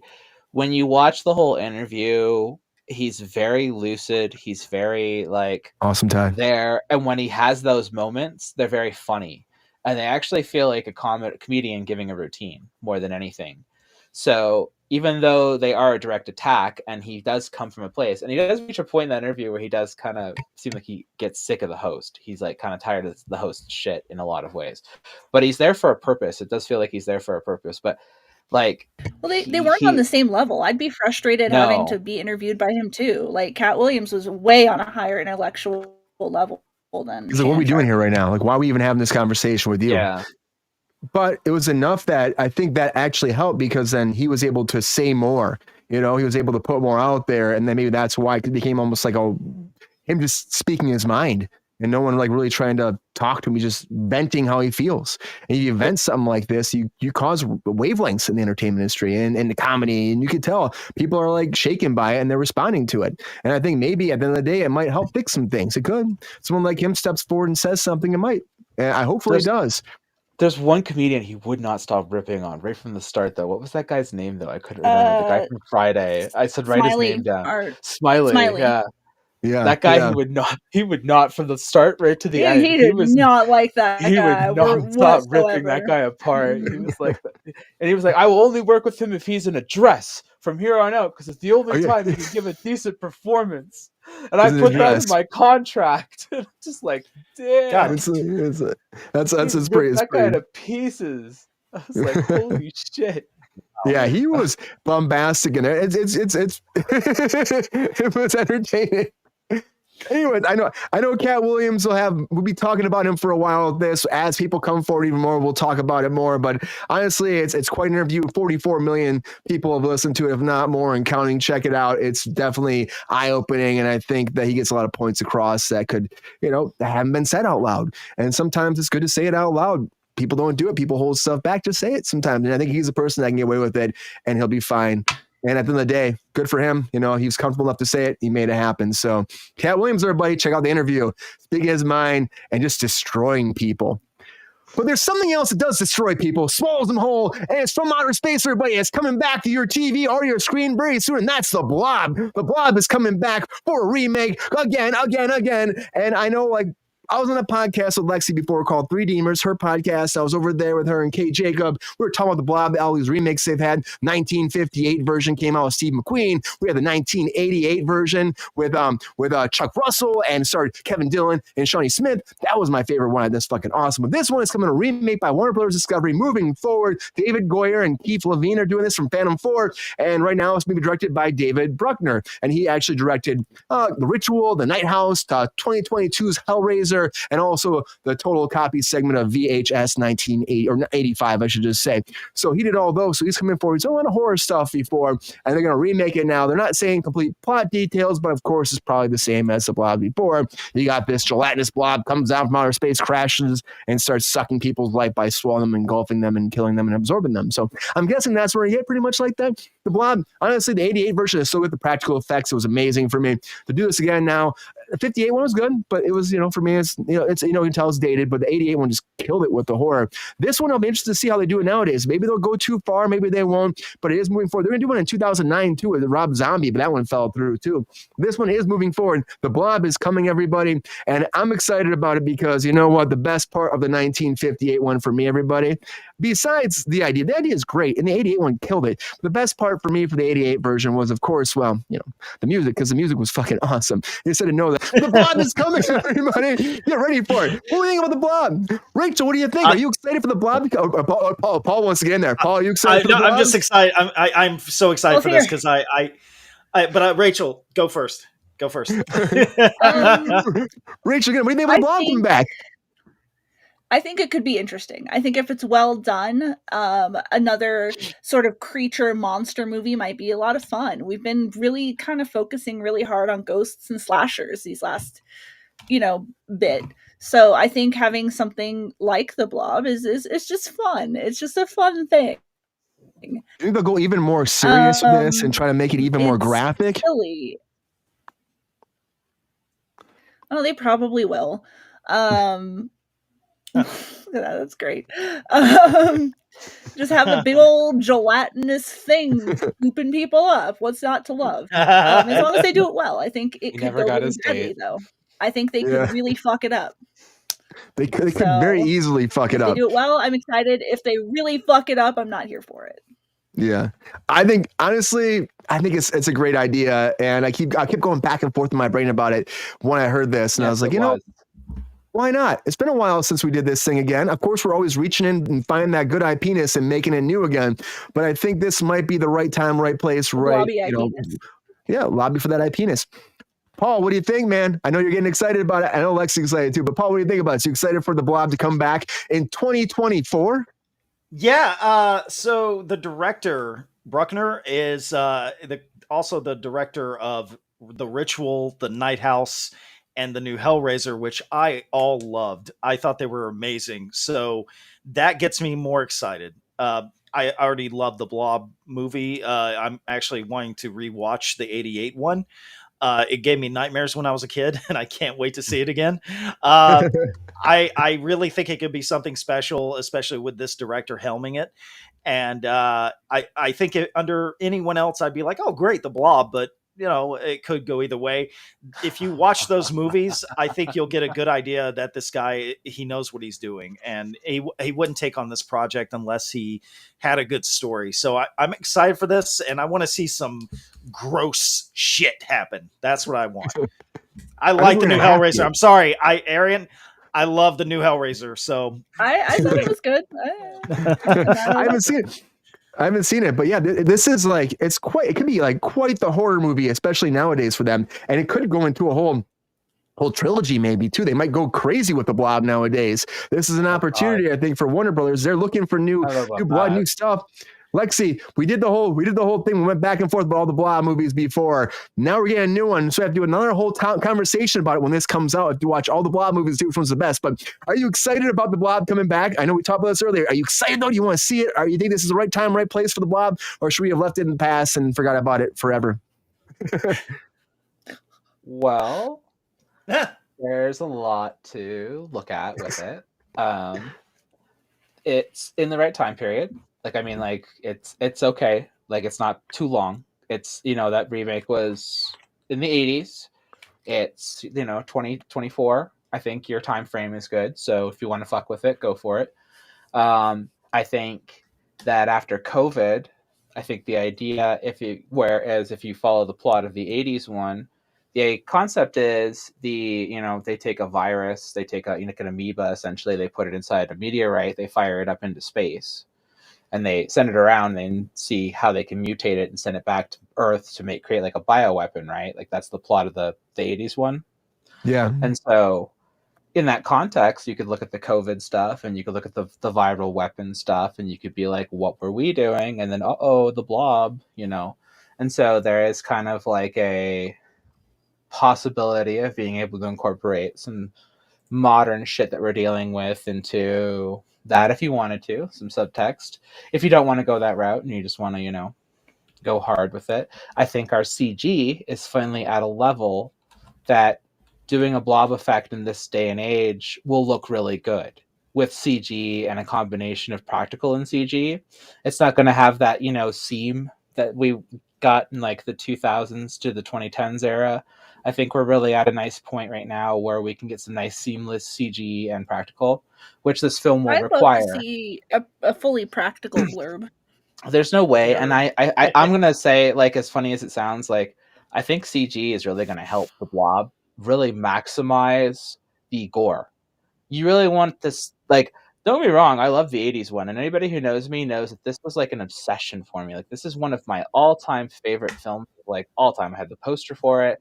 This is an obsession for me, but it's one of those things where I think that you can up the ante on this with like a really good dosage of CG and practical, if you can combine it together just right, because we're really at the point we can do it well, but you got to do it right. Like you give it to like I said, the right person, the right people, like, it'll look excellent. And like I fully believe that a nice melding of the two will make this movie like the best.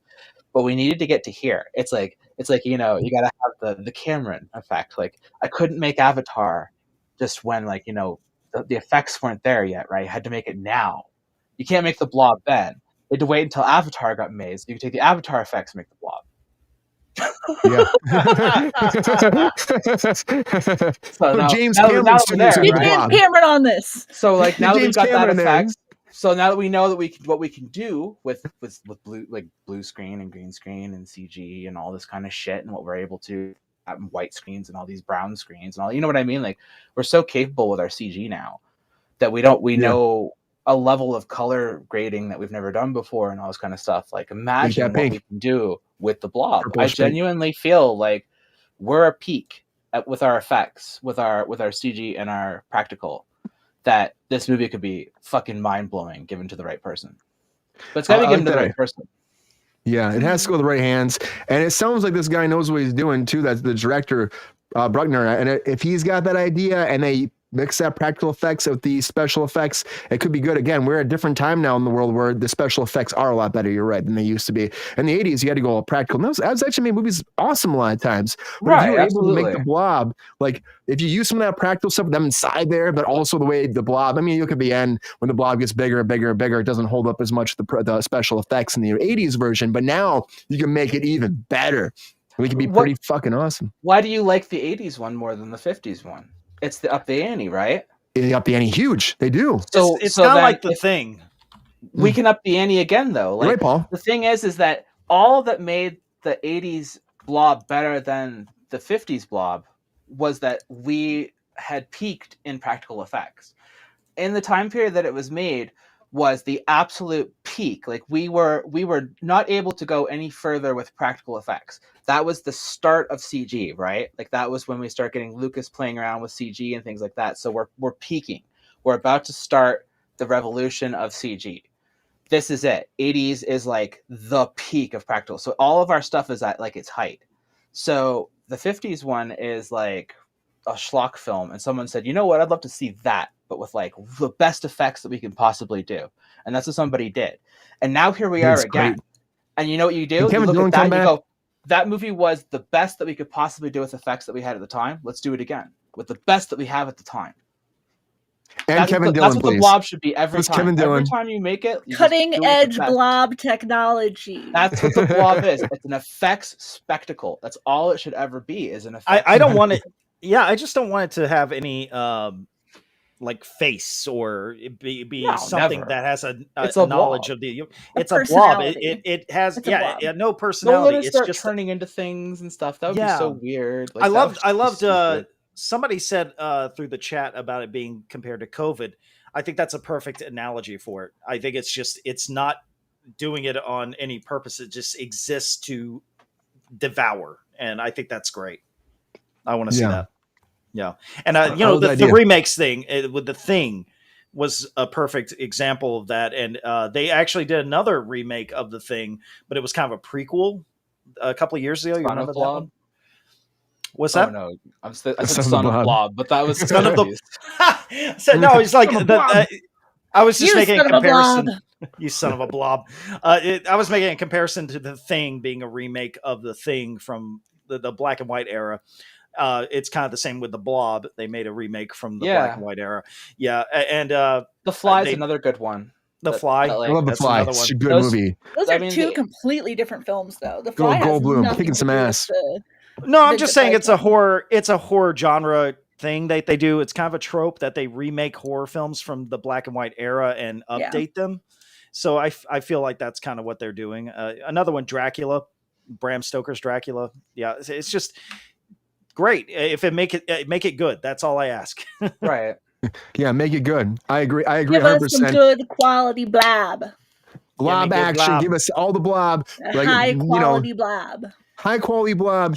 Less corniness. More Blob. More butts in the seats. And more freaking good death scenes. That's all I wanted. Bring Kevin Dillon back for me. Why not? Come on, guys. Give me it back. I want him back. I don't know. Maybe the Blob comes back or some shit. I don't know. It'd probably be a whole new different thing. Start all over again. That's how we're gonna do it. It's probably who it's gonna be. It'll be Chalamet, or maybe we'll get, I'll take Dave. Chalamet up in show there. Dave in there. Dave can fight the Blob. Hell yeah, Dave, get the Blob. I don't know. We'll probably get Chalamet, or we'll get like Zac Efron or somebody. I don't know. But overall, I think that this could be good, and I think that it's a good opportunity. Like we're saying now, special effects have gone quite a bit up. We got Avatar, got blue people swimming on freaking Na'vi and then doing all that shit in the fucking blue world. But so maybe we can do the Blob right now. So hopefully we can. And honestly, I think it's a good idea. And I think Warner Brothers will make a lot of money on it. I think they will. Hopefully it does well. Hopefully it's better than the 80s one. I don't know. You got some hard shoes to fill there, Warner Brothers. Make it good. And I can't wait to see what happens. The Blob is coming. The remake is coming. Going along, everybody. But also, a lot of stuff went down this weekend. We had the Critics' Choice Awards, and I'm really excited to talk about just very briefly at the end of the night because there's a lot of awards went down, a little different from the Golden Globes, and I can't wait to talk about because now it's time for our featured story of the night.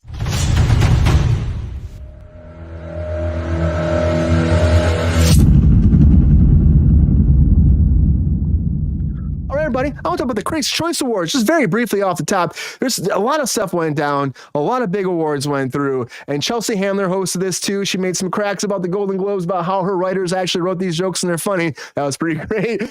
You had Oppenheimer win eight Critic Choice Awards involving Best Picture, Best Director, Supporting Actor, Robert Downey Jr.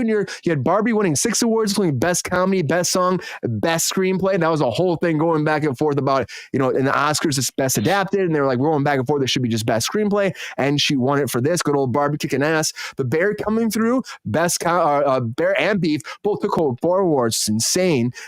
Just Ken. I'm Just Ken. Now, Ryan Gosling's reaction when the I'm Just Ken won, it was priceless. Everyone's going nuts online about that. He's like, did that just happen? Pretty amazing. Succession landed 3 awards. Harrison Ford accepted his Career Achievement Award. That was amazing. It was a beautiful night. I think they did a good job of the award ceremony, and I think that it's a little different from the Golden Globes. We're again setting the pace for the Oscars to see where it goes, who's going to actually have the big wins. I mean, honestly, at the end of the day, I was surprised Paul Giamatti won the best actor, male actor in a film. I thought that was interesting. He beat Cillian Murphy. You know who has to be mad is Bradley Cooper. He spent 7 years working on The Maestro, making that character, and he can't get any love. But you know what? It's a tough year. It's a tough year. Cillian Murphy too, killing it. He won the Golden Globe, didn't get this. Emma Stone, she won for Poor Things for Best Female in a feature film. It was great for her. And of course, we had Lily Gladstone from Flowers of the Killer Moon. She won for the Golden Globe. So some changes up here and there, but overall, a lot of the similar awards going to the similar people. Like I said, Nolan getting it for director, Best Picture going to Oppenheimer. A lot of the same stuff. So overall, I think they did a good job performing. I think Chelsea Handler was a better host overall. I think she's just an amazing comedian. She was a lot of fun, and she just kills everything she does. And she even made fun of because she was dating another guy before too. So Joe Choi, whatever, she was dating him before, so she made fun of him too. So it was a night. It was a night, but. What do we think about the Critics' Choice Awards? I know we're going a little bit late. What do you think about that? We enjoy it. Do we enjoy these? Rachel, I know we've gone back and forth about the Barbie thing. So Barbie still, I think she got more love here at the Critics' Choice Awards, right? So do you think that's going to lead for the Oscars getting more love? Again, there were some different awards here too that Barbie won that she didn't have a chance to before. Or do you think that Oppenheimer will keep this trend and still, it's the Barbenheimer movement. It really worked out well for both of them. I'm really pleased that Barbie won Best Original Screenplay. I think that was a huge win for them, and I think it really emphasizes the point that was brought up a few weeks ago that it should be Best Original, not Best Adapted. So I'm hoping that the Oscars categorize it correctly. And I think it was amazing that they won over everything else in that category. They really deserve it. I'm Just Ken winning for Best Original Song. Amazing. That song's a delight. So I think there was a lot of good choices. I don't think Christopher Nolan needs to be jerked off anymore. I think you should stop giving him awards, stop yanking his he enjoyed his let him fucking just stop. Just stop. I don't drama. What do you think, Paul? I think we should keep jerking off Christopher Nolan. I personally think it should continue forever, but that's just me. keep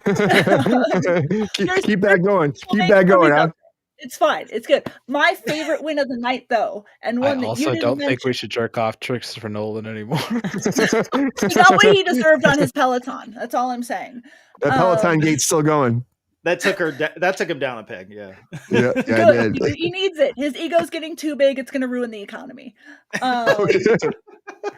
My favorite win of the night is best animated TV show went to Scott Pilgrim. Oh, really? That was so great. That's so cool. Scott Pilgrim Takes Off won, and I'm very pleased about that. Yeah. That was a brilliant show. Yeah. Any fan of Scott Pilgrim, the Scott Pilgrim franchise, would absolutely love it. It is made with a lot of love. It's a beautiful series. If you haven't watched it, it's on Netflix. It is very awesome because they went off script with that show. I did not expect that, and it did it so well. Yeah.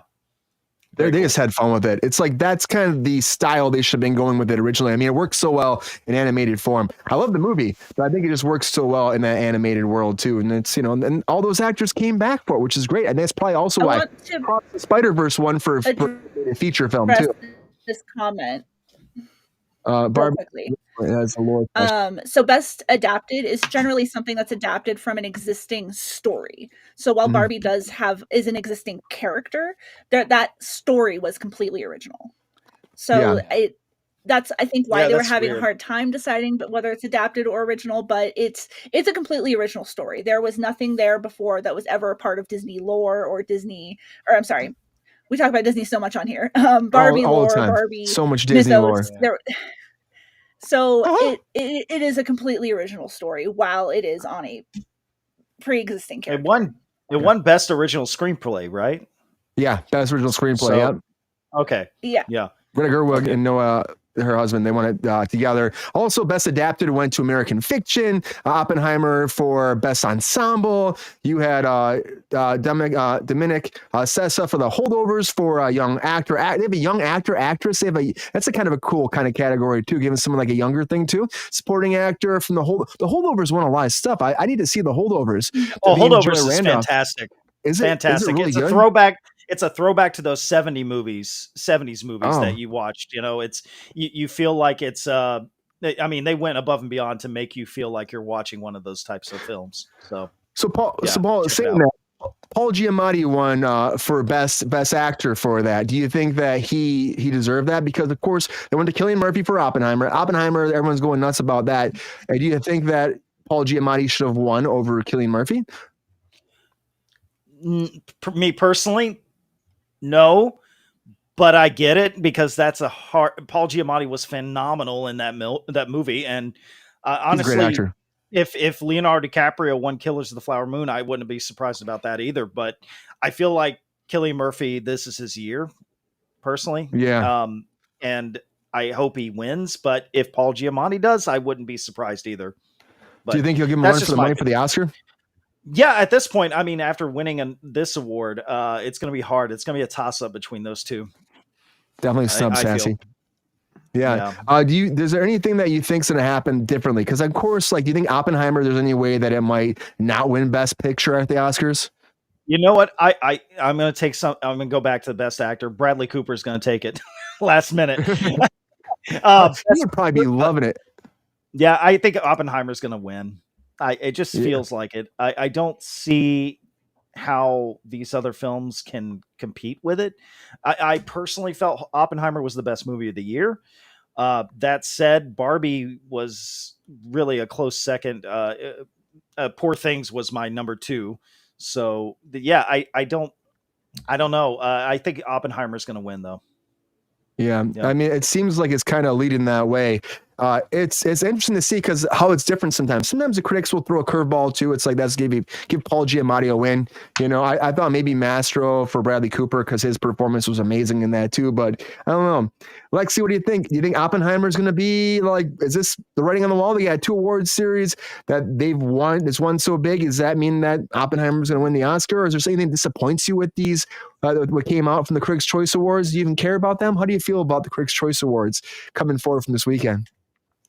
I don't like award ceremonies as a whole. I don't think they have any value. But I will say that I think something called the Critics' Choice Awards has the most value, because I do think that the critics are the secondary voice to the people, if that makes sense. Like, the critics are the people who watch the films and then tell the people, like, hey, like, this is worth your time, it's not worth your time, right? And so they're the people who, they have an understanding of the films. They watch the films all the time. It's their job to watch the films, right? So their opinions and what they would deem the most worthy of awards in this world, I feel like their opinions on what's award worthy or not, I feel like, is more fitting than the Oscars, where it's a panel of a bunch of people who you can pay off. You know, that kind of stuff.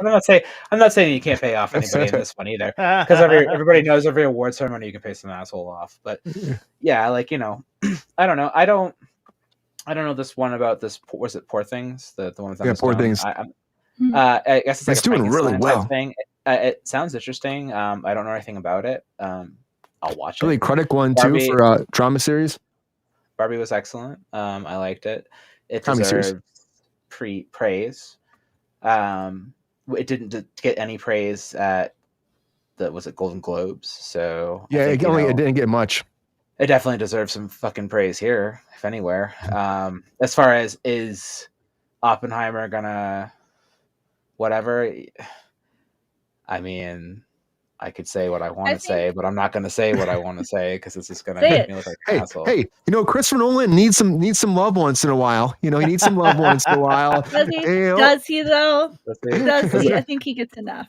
Does another, you know, never his own ass white guy need to win another award at the Oscars? No, I think Barbie deserves to win. Absolutely. Like, you know, I don't think that he deserves another fucking award for the same kind of shit that he does a billion times over. I'm tired of his movies. I'm tired of his work. I've never been a Nolan fan from day one. I love Nolan. Prestige is the only movie he's made that I liked. Literally, Prestige is it. It's a great movie. But that's it. Like, I don't like any of his work, and I'm willing to watch Oppenheimer because I know the story. Like, I did a project in school on this, so I'm really interested in the atomic. Is that accurate? History, Did Elton John just make EGOT? No, he might. The Emmys, he must have just got it, huh? Oh, nice! Breaking news! There you go. Breaking news. That's cool. I'm glad he got that. But I mean, I'm just not into like him. But that's outside of my opinions. I do think he's overrated and overhyped, and I do think that a lot of other directors don't get opportunities, because I think Nolan gets a lot of overpraise.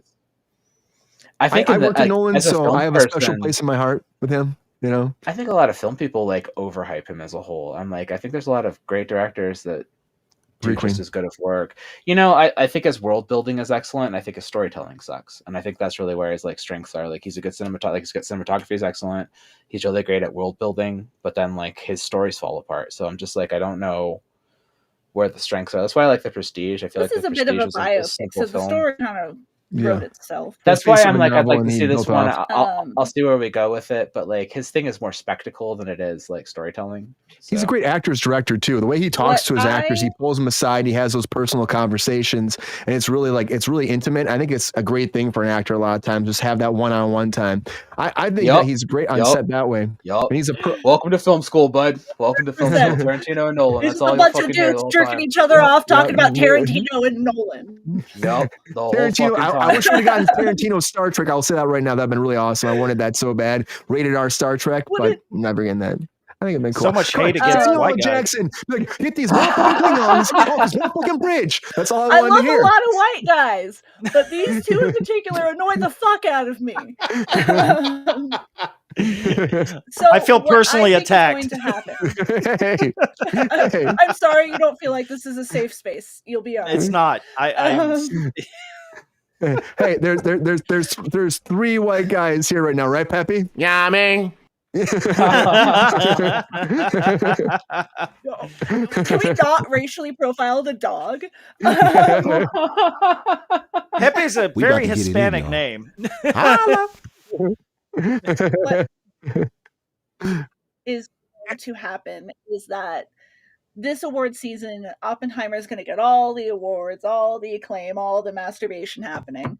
But over time, Oppenheimer will be less relevant, and Barbie will be the movie that people talk about in 20 years.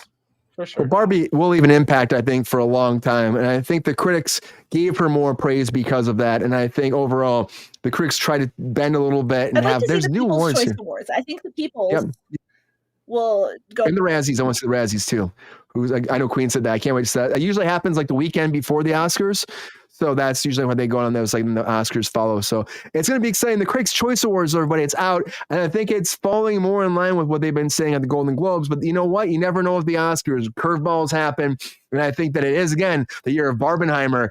Barbie versus Oppenheimer. It happened to start in the summer. It's going all the way through to the rest of the year. And I think we're going to have to see through the award ceremonies right up. What it is. Absolutely. Yeah. It's what it is. I'm excited about it. It's so fun.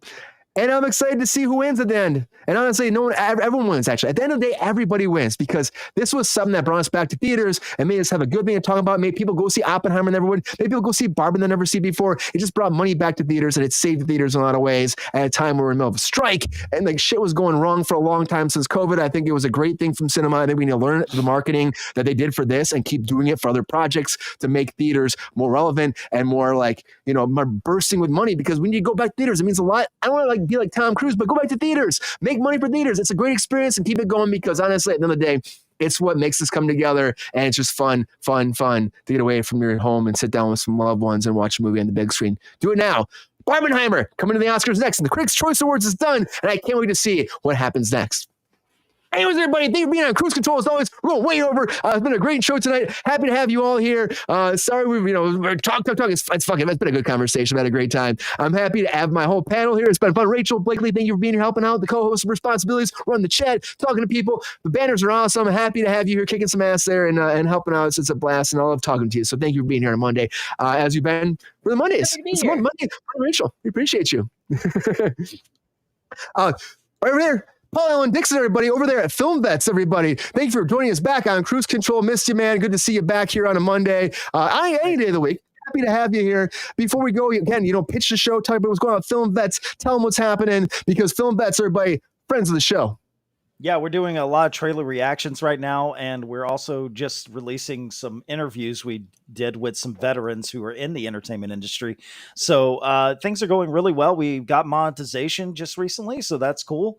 Go check our stuff out, and we're always looking to talk to new people. Nice. We did too, Paul. We're both monetized now. Hell yeah. Happy monetization New Year. Yeah.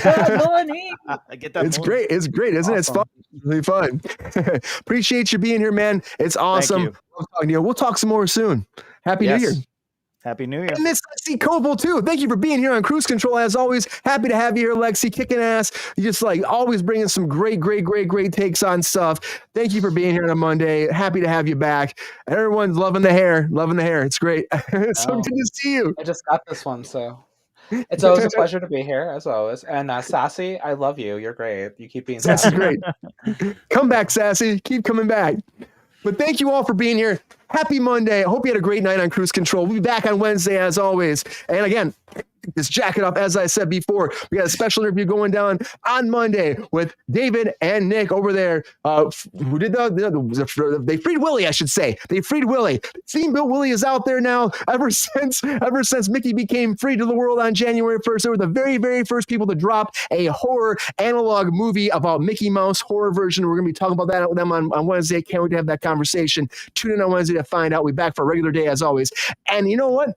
I'm just happy it's a Monday because there's a lot more Kruse Control to come this week. So thank you all for being here as always. Appreciate you. You got to tell everybody, got to spread the word. There were 1,140 some subscribers. The numbers keep going up as always. And they do because of you, because you keep telling everybody. You tell your friends, your family, your uncles, your aunts, your grandmas, your grandpas, your grandparents, and all their grandparents all over the world. They came down for every generation. Your whole fucking family are always around every day. And they make cooking. Your babies and their babies come to life. And now our babies come to life. And they all subscribe to Kruse Control. As that nation grows, nation goes bigger, bigger, bigger. And the animals get involved. And then Peppy finds them. And Peppy loves them too. And Peppy's like, subscribe to Kruse Control, I'll hump you. And then they subscribe to Kruse Control. And then Peppy still humps them because Peppy humps everybody. Peppy's awesome, though. He's a fucking friend of the show. And then the chinchillas come forward because chinchillas are awesome. The kangaroos, the beavers, the badgers, the bears, and all the fucking women creatures, and all the fucking marsupilamis out there, and all the mailmen, and all the service workers, and all the people that fucking are there scrubbing your pool and fucking kicking ass in the world and driving cars and taxis and fucking driving semis that are automatic. Who knows what they're doing? They're doing that. Your taxi jobs are never in the fucking world. Never. That's Kruse Control is awesome. Thank you so much. As always, if they keep coming back, we'll be back here every day. And I'm fucking fucking thank you so much and be on Kruse Control because we'll get that fucking million before you know it. I can't even talk anymore. So thank you very much for being on Kruse Control. Oh my God, I can't even talk anymore. Happy Monday. We'll be back on Wednesday for a hump day edition, and it's going to be fantastic, of course, because it's hump day and it's Monday. Mondays are great, hump days are great, and Fridays are even better. Anyways, everybody, until then, everybody, you got to keep coming back, keep tuning in, tell everybody in the world, and we'll be back on Wednesday. All right? Until then, see ya.